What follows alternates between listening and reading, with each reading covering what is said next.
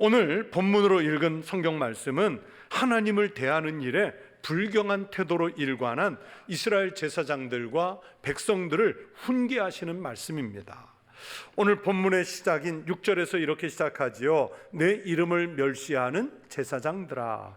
하나님 앞에 제사를 드리러 나오기는 하는데 하나님의 이름을 멸시하는 태도로 나왔다는 거예요. 아버지가 아들을 공경하는 것 당연하지요. 종이 주인을 공경하는 것도 당연합니다.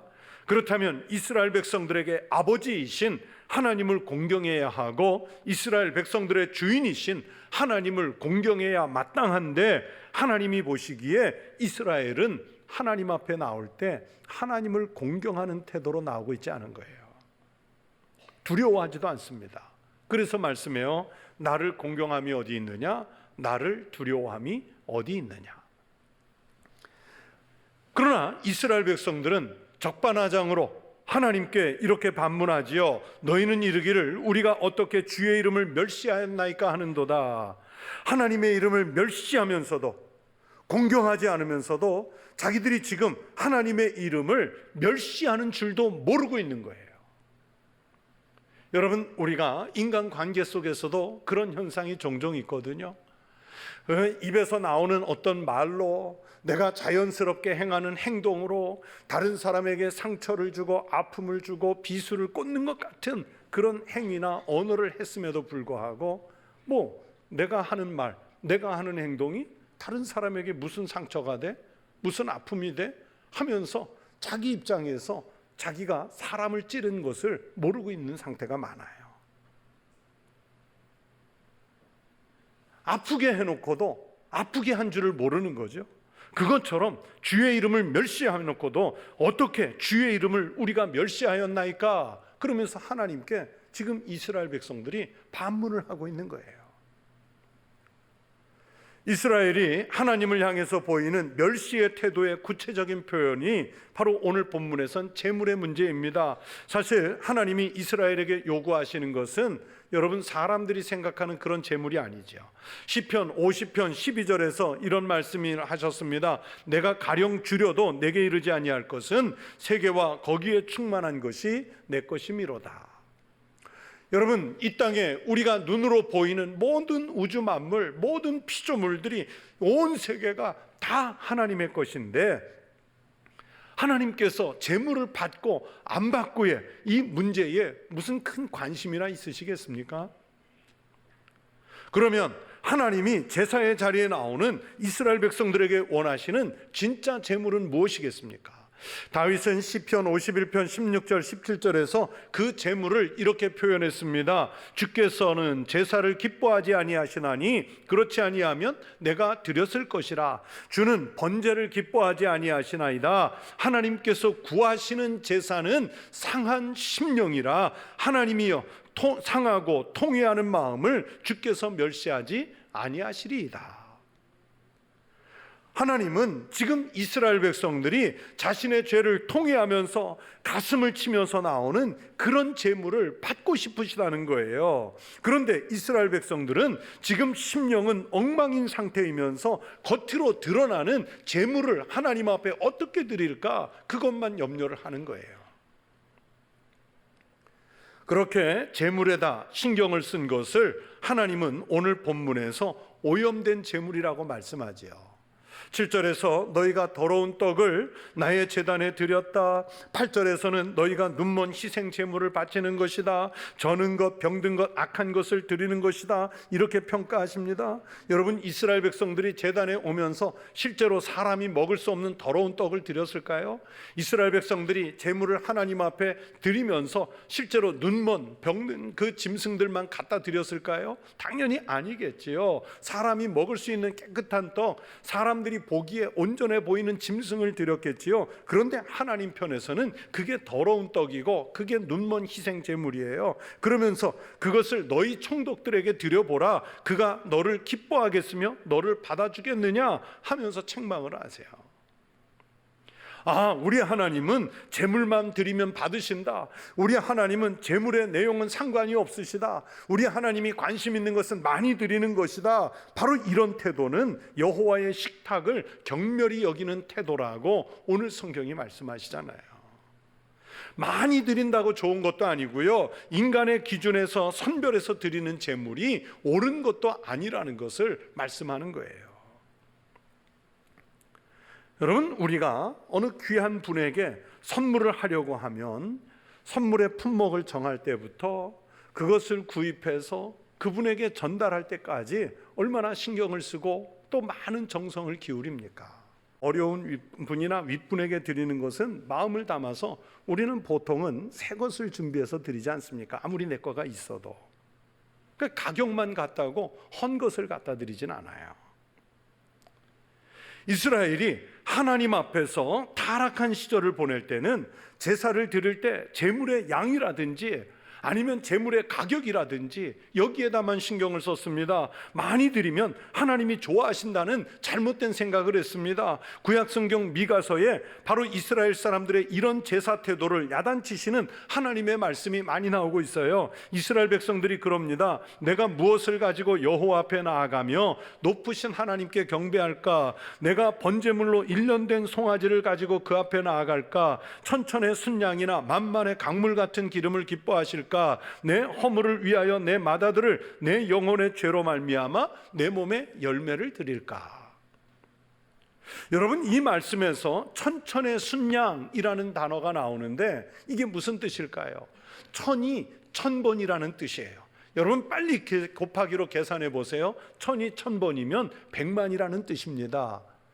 또 만만의 강물 같은 기름 했는데 이 만만은 만이 만번이에요. 그러니까 1억입니다. 여러분, 물론 미가 선지자가 아주 강하게 말씀하려고 과장법을 쓴 것은 맞지만 그래도 만약에 100만 마리의 양을 제물로 드리고 1억 리터 이상의 기름을 제물로 드린다고 해서 하나님이 만족하시고 그 제물 받고 하나님이 행복해 하시고 그 제물 받고 하나님이 웃으시겠습니까? 심지어 마다들을 잡아서 제물로 드린다고 해서 하나님이 기뻐하시겠느냐? 그렇게 말씀했어요. 그러면 하나님이 기쁘게 받고 싶어 하시는 제물은 무엇이었을까요? 바로 미가서 6장 8절에서 이렇게 말씀합니다. 사람아, 주께서 선한 것이 무엇임을 내게 보이셨나니 여호와께서 내게 구하시는 것은 오직 정의를 행하며 인자를 사랑하며 겸손하게 내 하나님과 함께 행하는 것이 아니냐. 하나님은 이 제물을 받고 싶으시다는 거예요. 정말 하나님 앞에 죄를 회개하면서 나오고 겸손하게 예배하고 또 삶의 자리에 나갔을 때는 하나님이 원하시는 정의로운 삶을 살아내는 그 하나님의 백성들의 모습을 하나님은 제물로 받고 싶으시다는 거예요. 만약에 그것이 아니면 나머지는 다 아무리 만만의 기름을 가져오고 천천의 순양을 가져와도 오염된 거예요. 우리는 이스라엘 백성들이 그랬던 것처럼 하나님 앞에 나올 때 잘 준비되지 않은 심령으로 대충 갖춘 모습으로 나옵니다. 준비 안 된 재물, 준비 안 된 마음, 대충 갖춘 태도로 하나님을 예배하면 하나님은 실망하세요. 그래서 말라기 선지자는 오늘 읽은 이 성경 말씀에서 만약에 그런 재물이라면 그것이 저는 것이고 그것이 병든 것이고 그것이 악한 것이기 때문에 제대로 된 재물이 아니라고 하시는 겁니다. 여러분, 병든 것, 저는 것, 악한 재물을 당신들의 세상의 통치자인 총독에게 갖다 줘보라는 거예요. 그런 선물이라도 총독이 기쁘게 받으면서 그런 선물을 한 너를 받아들이겠느냐 하는 뜻이죠. 감히 세상의 권력자에게도 할 수 없는 그런 선물 같은 심령을 하나님께 드릴 수는 없다는 뜻의 말씀입니다. 지금은 어떤지 모르겠는데 저도 서울 떠난 지가 벌써 수십 년 되니까 한때 서울에서 아주 유명한 룸살롱 동네가 있었어요. 아주 고가의 룸살롱 동네인데 제대로 일반적인 사람이나 특히 예수 믿는 사람들이 룸살롱, 영화나 TV 드라마에 나오는 룸살롱 갈 일이 뭐가 있겠어요. 그 동네가 타락의 상징 같은 곳이죠. 그런데 그곳에도 예수를 믿는 분들이 있어요. 아주 신실하게 예수를 믿는 분들이 모여서 어떤 선교회를 조직을 했는데, 제가 전도사 시절에 잘 아는 선배 목사님이 그 선교회에 성경 공부를 지도하고 계셨는데, 이제 외국에 가시느라고 몇 주를 비워야 돼서 저에게 대신 좀 성경 공부를 한 달 정도 맡아달라. 그래서 제가 한 달 정도 한 3-4번 성경 공부를 맡아뒀던 적이 있습니다. 아주 짧은 기간에 성경을 가르쳤는데, 그분들이 아주 나름대로 신실하게 살려고 애를 쓰는 모습이 제가 볼 땐 참 감동적이었어요. 왜 그랬냐면, 제가 그 짧은 기간에 그분들을 만나서 배운 게 있는데, 여러분, 그 룸살롱에 소위 이제 마담이라고 하는 큰 언니들이 있어요. 이 마담. 그런데 이 마담 언니들의 연봉이 90년대 초반에 다 억대예요. 그리고 이분들은 그 외제차가 귀하던 시대에 큰 외제차들을 타요. 그런데 그 언니들 밑에 딸린 동생들이 있는데, 만약에 그 마담 언니가 다른 룸살롱으로 스카웃돼서 가면 혼자만 가는 게 아니라 자기가 데리고 있는 그 조직, 그 동생들을 같이 데리고 가는 거예요. 그러니까 마치 하나의 직장팀이 움직이는 거예요. 그런데 이분들에게 언제 고민이 생기느냐? 그렇게 엄청난 연봉을 받으면서 일하던 분들이 예수님을 영접하고 나니까 이 직업은 아닌 거예요. 이렇게 돈 버는 것은 아닌 거예요. 예수를 믿으면서 사는 삶의 모습이 아닌 거예요. 예수를 믿으면 이렇게 살아서는 안 된다는 그 갈등이 오는 거예요. 그래서 예수님을 영접한 다음에는 하나님 앞에서 자신들의 삶을 회개하고, 그러면서 자신들의 삶의 모습이 깨끗한 것이 아니라면서 그 직업을 포기하는 거예요. 그러다 보니까 수입이 턱도 없이 줄어들지만 그래도 기쁜 마음으로 다른 깨끗한 직업, 세상에서 부끄러움이 없는 그런 건전한 직업을 택해서 일하고 계세요.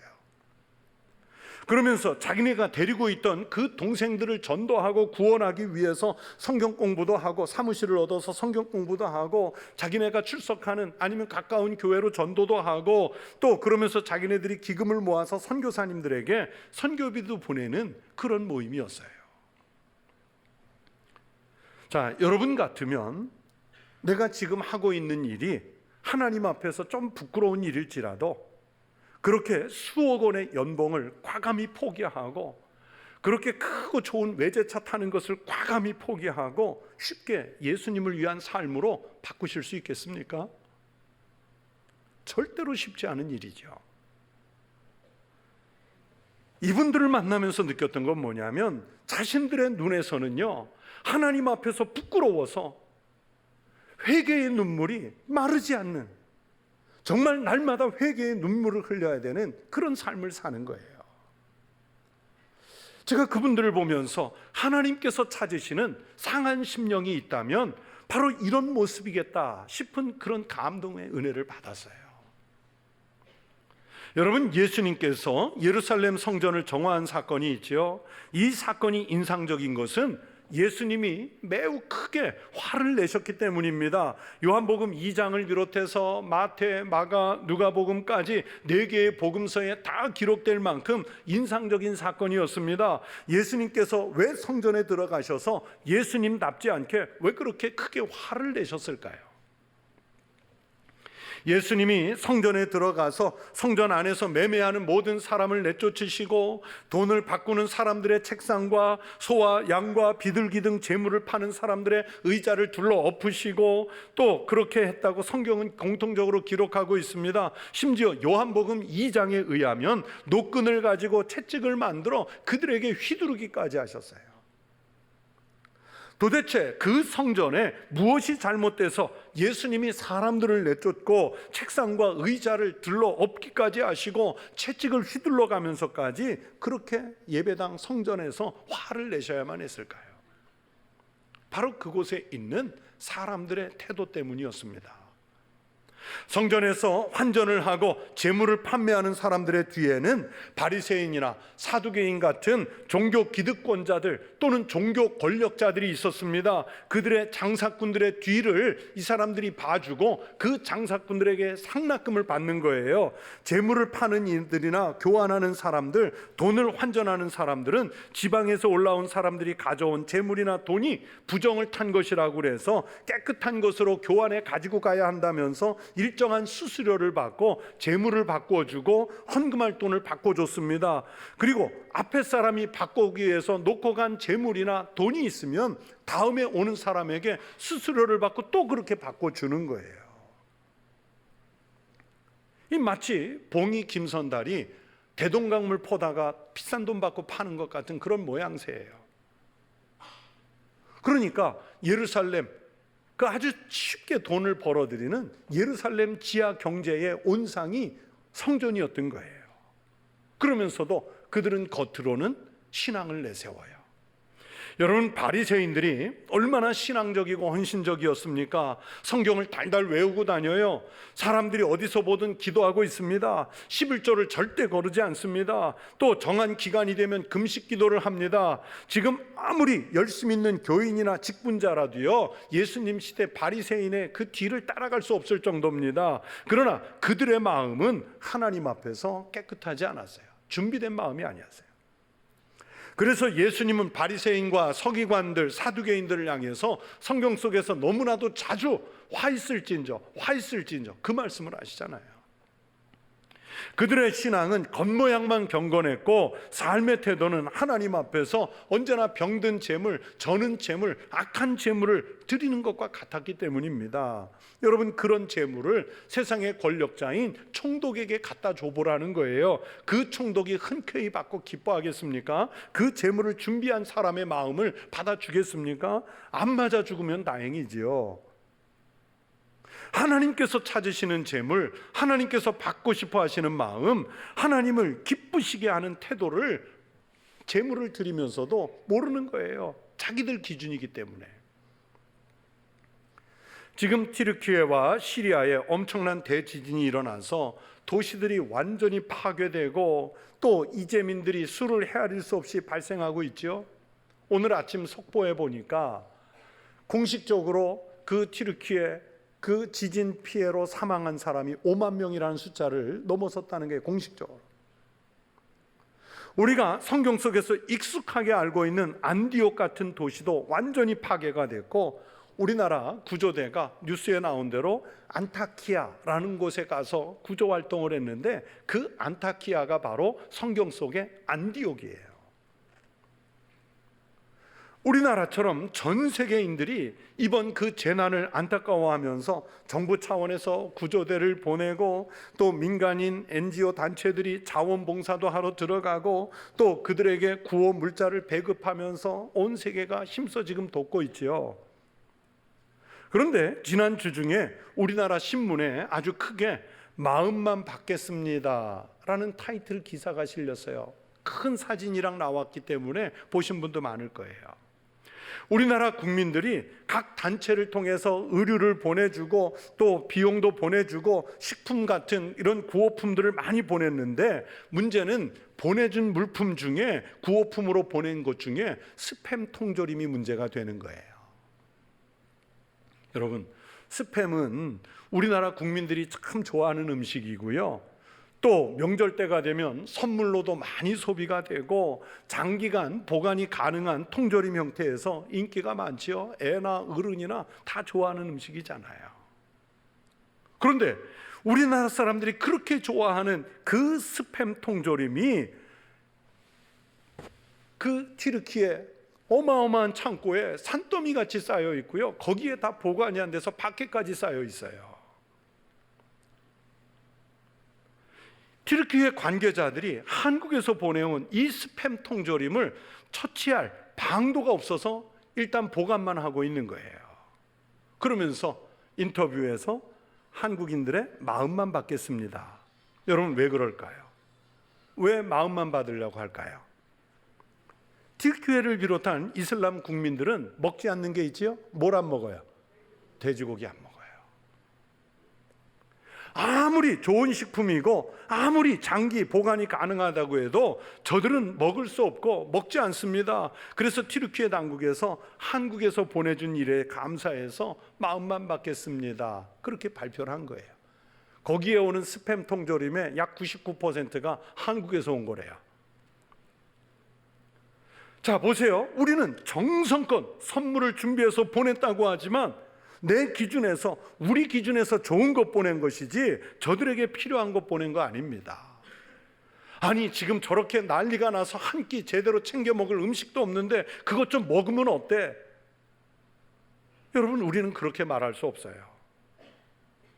그들에게는 아무리 산더미 같이 쌓여도요, 먹을 수 있는 식량이 아닌 거예요. 그래서 생각했습니다. 우리는 잘한다고 하는 일인데 그게 누구 기준에서 잘한 거예요? 내 기준에서 잘한 거예요. 상대의 마음이나 상태를 배려하지 않고 고려하지 않아서 문제입니다. 하나님 앞에서 예물을 드리고 또 예배를 드리고 헌신을 한다고 했는데 그걸 내 입장에서 해낸 것이지, 하나님께서 진짜 받고 싶어 하시는 제물, 하나님께서 진짜 받으시고 싶어 하시는 예배, 하나님께서 진짜 받으시고 싶어 하시는 그 심령이 무엇인지를 우리는 준비 안 하고 드리는 거예요. 하나님 앞에서 가장 온전한 제물과 제사의 모델은 예수님이십니다. 사순절을 맞이하고 보내면서 생각해 보세요. 예수님은 십자가를 코앞에 두고 감람산에서 마지막 기도를 들으실 때, 여러분, 예수님 자기 입장에서는 그 십자가를 피하고 싶으셨지 않습니까? 그래서 하나님께서 허락하신다면 이 잔을 내게서 옮겨주시라고 기도했습니다. 그러나 하나님 앞에 다시 기도하였습니다. 나의 원대로 마시옵고 아버지의 원대로 하옵소서. 그리고 정말로 하나님 아버지의 뜻대로 십자가에서 희생제물이 돼서 돌아가시지 않습니까? 여러분, 히브리서 기자는 이렇게 하나님 아버지의 뜻을 따른 것을 단번에 드린 제물이라고 묘사했습니다. 이 뜻을 따라 예수 그리스도의 몸을 단번에 드리심으로 말미암아 우리가 거룩함을 얻었노라. 성도 여러분, 오늘 본문 10절에서요, 제사와 예배를 드리는 사람들에게 하나님이 말씀하시지요.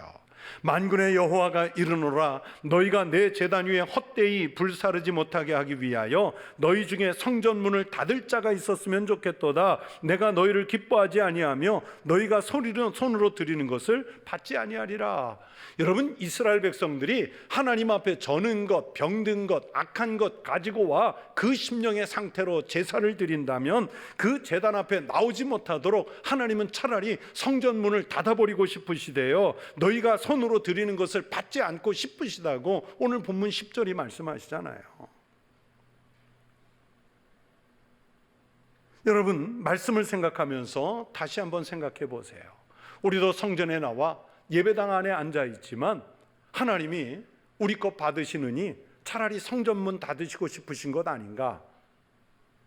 나의 예배의 모습을 하나님이 과연 제물로 받으시도록 준비한 예배인가? 나의 헌신과 헌금과 봉사는 하나님이 받으실 만한 제물로 준비한 것인가? 내가 삶의 자리에서 제대로 제물의 삶을 그리스도인으로서 살아내고 있는가? 그렇지 않으면 나는 흐트러진 태도의 예배를 드리는 것은 아닌가? 마음이 없는 예물을 드리는 것은 아닌가? 저는 것, 병든 것, 악한 것을 드리고 있는 것은 아닌가? 세상에 총독 같은 지위에 있는 사람, 대통령급에 있는 사람, 그런 차원이 아니라 내 가장 가까이에 있는 부모님 앞에 나갈 태도도 아닌 자세, 이웃집 사람에게도 민망해서 보이지 못할 태도로 하나님 앞에 나선 것은 아닌가? 참 생각해 볼 것이 많습니다. 여러분, 하나님 앞에 나오실 때 잘 준비해서 나오십시다. 외모를 비롯한 외형적인 준비는 물론이고요, 내 내면에서 하나님 앞에 온전히 머리 숙일 준비를 하고 나오십시다. 또 살아가는 내 삶의 자리들로 돌아가시면 그리스도인으로서 내가 제물의 삶을 살겠다는 각오를 하고 나오십시다. 그것이 우리 하나님께 은혜를 구하는 길이며 하나님께서 받으실 만한 예배자의 삶인 줄로 믿습니다. 그렇게 예물을 드리는 마음으로 살아가는 거룩한 성도들이 되시기를 주의 이름으로 축원합니다.